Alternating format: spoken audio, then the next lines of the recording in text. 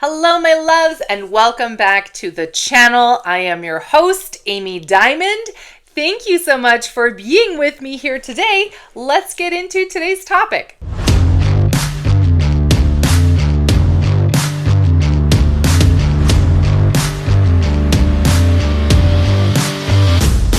So today is a topic that I gotta tell you, I've been mostly kind of like straying away from, and I really haven't talked a lot about in the professional area of like my work and my business.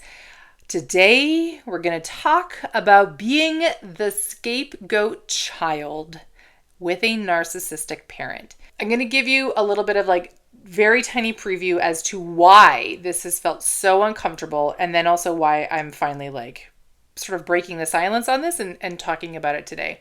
I grew up with a narcissistic parent. I am the scapegoat child in the family, and there's some key markers of being the scapegoat child which influence us to, how do I say this? We've learned to not give voice to the things that we know are true because they've generally gotten us in trouble.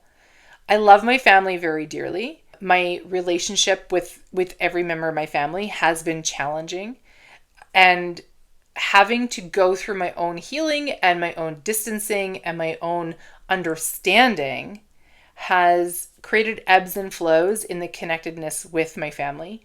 And my fear has always been, if I ever start talking about this in a in a bigger way, as opposed to just like talking about it with like a friend or something, or writing about it in a book that's not yet published, that it's going to put my relationships with my family at risk. And that is like, I just don't ever want that to be a thing. So that's why I haven't talked about it so far. Why the heck am I talking about it now? Because I just feel this pull, this internal sense that says, Amy, it's time you need to talk about this in a broader way. Not because you're here to like throw shade on your family or throw anybody under the bus, because there are other people in the world like you who are struggling and who don't actually understand what's going on. And you're doing this for them. So that's what I'm here for. All right. I don't know that I've ever thought of myself as like a super brave person. I've always wanted to be someone who's super brave, but if I see someone like something bizarre happening on the street, I'm not the first one to just kind of go running in. I'm the person that's like, should we do something? Is it going to resolve itself? Oh, looks like it's fine. Okay, we can keep going. Like that's my approach, as opposed to what we see so often in movies where they go charging in and like, right? I've always endeavored to be, little side note, The Blind Side with Sandra Bullock, like that whole, her character in that movie. I don't know if, I can't remember what her name is. I don't know if the person in real life is the same way that she was personified in the movie, but the way Sandra Bullock played the character in the movie, which is just like no fucking bullshit and like loves everybody dearly and like will not take no for, like, I've always been like, that's how I'd like to operate in the world. And I don't know if I'm made that way, but here we are. So all that to say, this feels like very like the brave thing to do, to just be willing to say, look, I'm going to talk about the hard stuff because I really believe that this is going to benefit you. So let's get into it. Okay, so the scapegoat child. I have no notes in front of me today, so this is all going to be off the cuff. Please do a little bit of research and understanding, do some reading to understand more fully if you have a narcissistic parent, if you are the scapegoat child. But my guess is that probably if you clicked on this video, it's already resonated with you a little bit from the title, right? So like, let's get into it. So we have a narcissistic parent. The very nature of a narcissistic parent is, so I'm going to preface all of this with a presumption that you have some understanding, okay? Because I'm not going to go deep into this.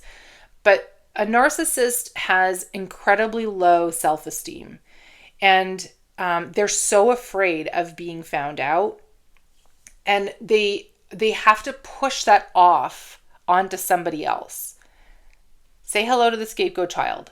The scapegoat child is the child in this dynamic where the narcissistic parent pushes all of the shame, the guilt, the blame, everything off onto that child because they cannot carry it themselves. They cannot acknowledge it for themselves. They cannot face it for themselves. They have to, for their ability to survive, they have to push it off. Now, the scapegoat child tends to be, and this is what I found so fascinating, because I was digging into like, well, how did they decide who was the scapegoat child? The scapegoat child tends to be someone who is very honest, who will say, point out the right thing and or the wrong thing, who has a pretty strong internal sense of integrity and value. And because of that, think about it this way, because this is how they operate in the world, they are kind of everything that the narcissist isn't.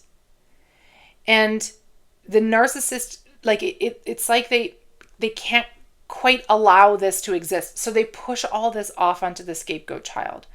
Now, there's multiple roles. There's also the golden child, and the golden child is sort of like they can do no wrong. There's all kinds of things that are not healthy for that either. But I want to talk about specifically the scapegoat child. And if I'm going to be really specific about my specificity, I want to talk about the scapegoat child as it relates to earning money.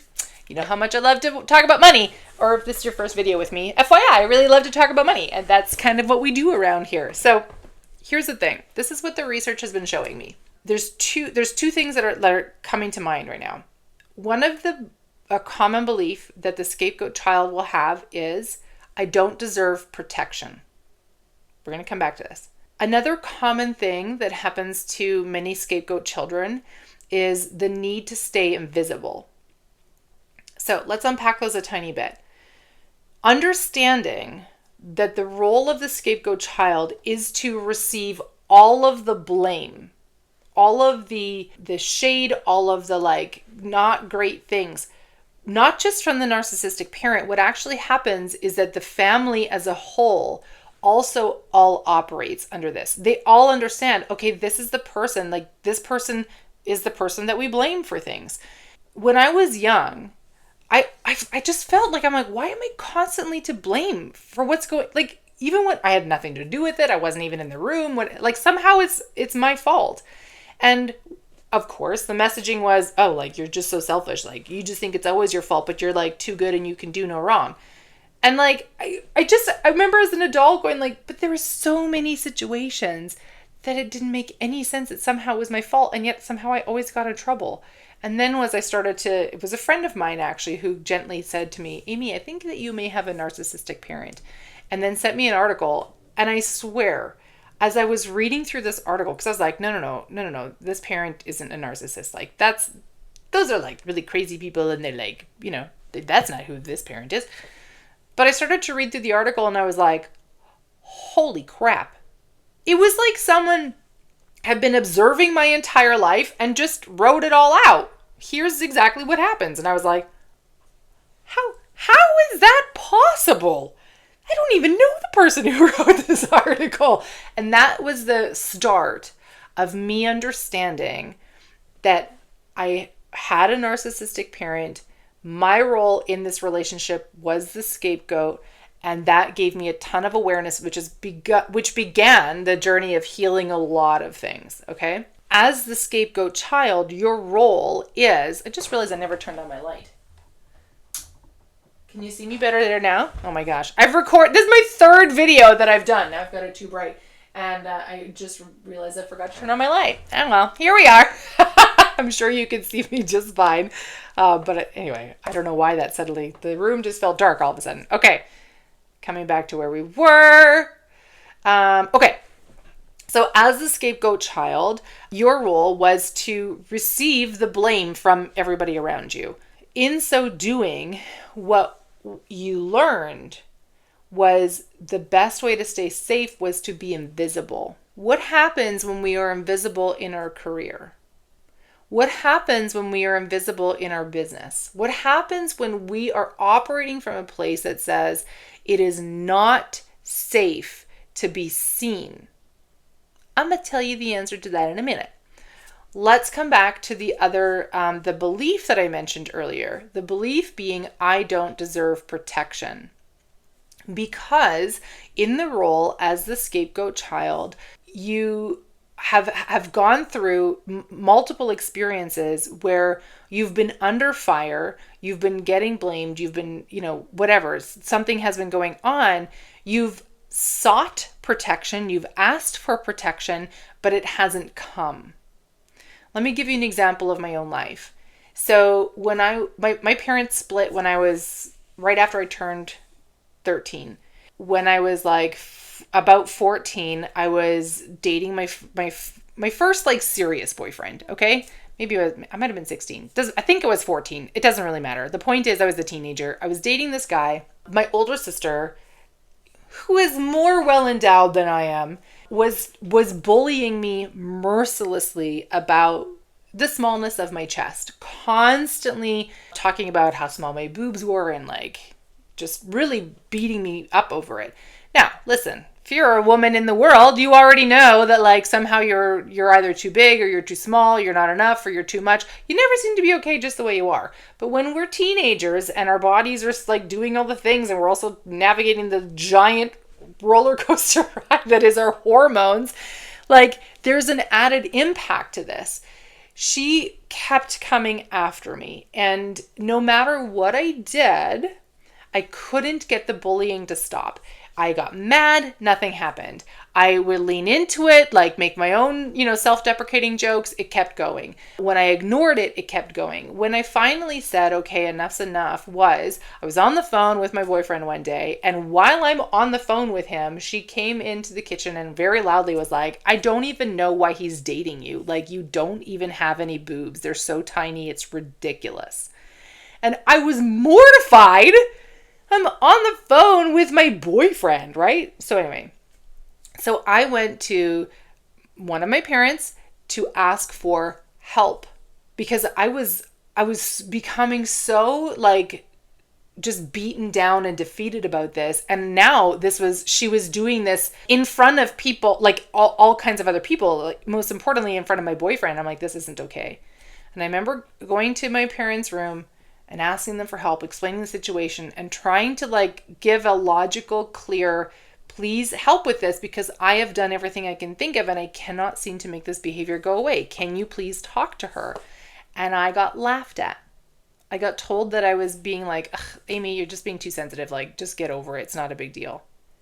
And I remember turning around and walking out of the room and feeling so dismissed and so defeated. And I couldn't understand why. I could not understand. There was nothing in my brain or my heart that could compute that I was coming in feeling so defeated by this experience of constant bullying, and that my parent would just laugh at me and say, you're fine. Get over it. Now, many, many years later, now I get it. I'm like, oh, cool. All right. So like, you were never going to do that anyway because that wasn't the role that I was there for. And my sister was operating in the role which she had learned that was safe for her. And so therefore, that's how she behaved, right? But that was obviously, it's been a very critical moment in my memory because it's almost 30 years later and I still can see it clearly in my mind. And if I really wanted to, I could like tap into it and feel all the delightful things as well.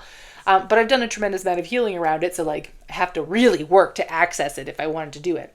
But what I realized was that was a perfect personification of the belief I don't deserve protection. When we are the child who is required in order for the family dynamic to work, to take the blame, then we cannot be protected. That doesn't fall into our role. What happens is that we learn to form the belief, I guess I don't deserve protection. Now, how does this show up in our money story? Let's talk about it, shall we? What is money? Money is security. Money is options. Money is opportunity. Money is safety. You can't exist in the world without money. Believe me, I've been trying to find a way. The way the world works requires that we have money available to us. But if money is security, if money is safety, then money also becomes protection. Well, if we don't deserve protection, how could we possibly ever deserve money? And remember, before I was talking about the fact that one of the big things about being the scapegoat child is the need to be as invisible as possible. And what happens when we can't be visible in our career? What happens when we can't be visible in our business? What happens is that we don't make the money that we should be.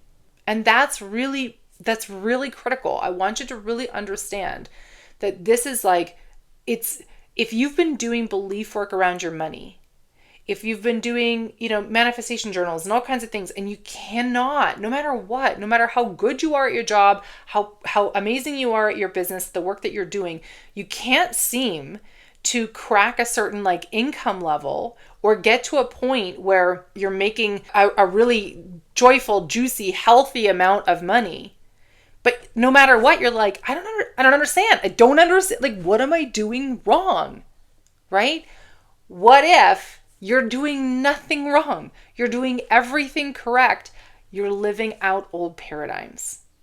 So we're going to be talking about this a little more in depth inside my brand new free workshop called Money Magic. It's happening July 28th to 31st, 2026. It is completely free to attend the workshop. You just need to save your seat so I can send you the link for the training every day. It's not for 8-hour days, okay? If you've never done a workshop before, we'll be doing about an hour or so every day. Some days might be 90 minutes, depending on how deep we're going into the content. But the Money Magic workshop is where we're going to dive into things like under-earning, extended financial scarcity, and we're going to do a whole day, i.e. a full hour or 90 minutes, talking about the scapegoat child and how that is impacting your ability to create the earning that you desire, that you deserve, and that will actually be beneficial to your life. So the workshop is completely free. Click the link in the show notes, wherever the show notes are for you as it relates to the video that we're watching right now or listening to right now. Get yourself signed up for the workshop so that you can join me live in the room. You will be able to watch the replays. So if for whatever reason the timing doesn't work for you to join me live, you can certainly watch the replays. I do highly recommend that you join me live if possible. It just there's a different vibe. I've done both. I've done where I've attended workshops live, and I've done workshops where I've watched the replay later. There is a slightly different energy when you are live in the room. And much more importantly, if you have the financial resources, I would love to invite you to come join me inside the VIP All Access upgrade. The workshop itself is free. You will have, generally I do 7 days of replay time. So after the workshop is done, for example, you'll have 7 days to watch all the videos. For those of you who join me inside the VIP upgrade, you will get extended rewatch. So you'll get 30 days to rewatch any of the videos from the training. And every single day when we finish the core training, we'll close that room down. You'll get an email with an invite link that is exclusive for people in the VIP upgrade. And we will go into a brand new room where you can ask me questions about what I taught about today about each day. We'll do some spotlight coaching. We'll really start to peel the onion back as in terms of what things are looking like for you so that you can go even more in depth in what it is that I'm sharing inside the workshop. Plus, but wait, there's more. Plus, those of you in the VIP upgrade will also receive a Money Magic spell book. The spell book is the deep dive into what is happening for you. What is the current money spell that exists in your life? I'll ask you questions in ways that you've never heard them before. You'll start to dig into things that you've not quite thought of in that way before to uncover what is actually going on underneath everything. And then we'll begin the work of rewriting what your money spell can look like so that you can begin to create this magical experience of of having money flow in more freely, having it feel good, allowing yourself to be seen, allowing yourself to build the kind of resources that mean you are protected. There is a disconnect that we need to make between the identity of a scapegoat child and where we want to go. And we don't go at it hard. We don't go at it with like an axe. We go at it with love and kindness gently over time in order to begin to shift what that looks like. Because having been the scapegoat child has, boatloads of trauma already built into it. We don't need to build more trauma. We don't need to like make it hard and make it like icky. We don't want to send our entire system into hard alert, right? We want to lean in with loving kindness to gently shift that identity and allow ourselves to move into a space of being someone who allows themselves to be seen, who allows themselves to call in the money that feels good, that feels like what we are intending to have. So we're going to get started on all of that work inside the workshop. I've been saying that it's a life-changing workshop, and like honestly, that's not an overstatement. Okay, I'm not being like overly dramatic. What I will be sharing in the workshop is going to change your life. There's going to be some really profound insights and awarenesses that you'll receive as a result of being in the room with me, even more so if you are in the VIP upgrade with me. And my intention for you is that we really begin to crack open the nut that is the earnings potential that you have. Okay? I like to think of it as like unlocking your earnings. It's time for you to begin receiving, finally, and for some consistency for the rest of your life, please and thank you, if we're not asking for too much, the earnings that you deserve to have and that you know in your heart is meant to be yours. And we're going to begin cracking that all open inside the Money Magic Workshop. So join me inside the workshop. I'd love so much if you join me in the VIP upgrade. That would be soups awesome. And we go live July 28th. Until then, my loves, have a wonderful day. Have a wonderful week. Whatever it is that you're doing, happy July. And I love you so much. I'll see you next week. Bye for now.